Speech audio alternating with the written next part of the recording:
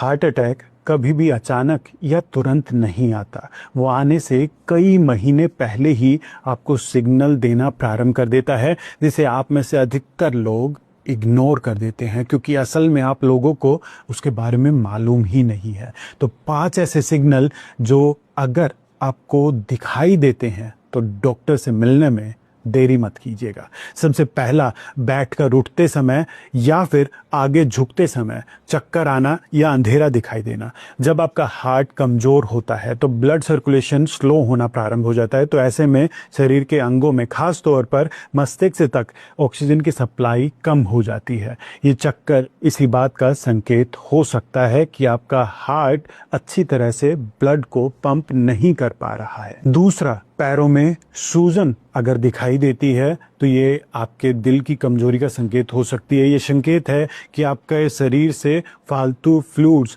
बाहर नहीं निकल पा रहा है। ग्रेविटेशनल फोर्स के चलते वो सारा फ्लूइड नीचे पैरों में या टखनों में जाकर जमा होने लगता है और ये हार्ट फेलियर का एक बहुत बड़ा संकेत हो सकता है।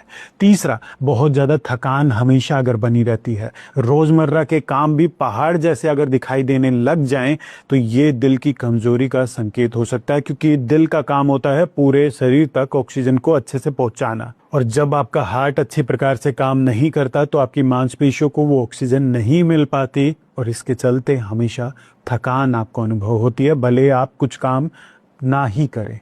चौथा, सबसे ज्यादा ध्यान देने वाला लक्षण, चलने पर या थोड़ी सी सीढ़ियां चढ़ने पर सांस फूल जाती है, घबराहट, बेचैनी होना प्रारंभ हो जाती है और बैठने पर वापस से ये सब कुछ नॉर्मल हो जाता है, तो यह एक्सर्शनल डिस्पेसिया कहलाता है। जब हार्ट की ब्लड पंपिंग की क्षमता गिरने लगती है तो फेफड़ों में ब्लड जमा होने लगता है और ऑक्सीजन की कमी से शरीर को सांस लेने में दिक्कत होने लगती है और बैठने पर यह सब ठीक हो जाता है। ये बहुत खतरनाक संकेत है। और पांचवा, छाती में हमेशा जकड़ाहट बनी रहती है, भारीपन सा अनुभव होता है।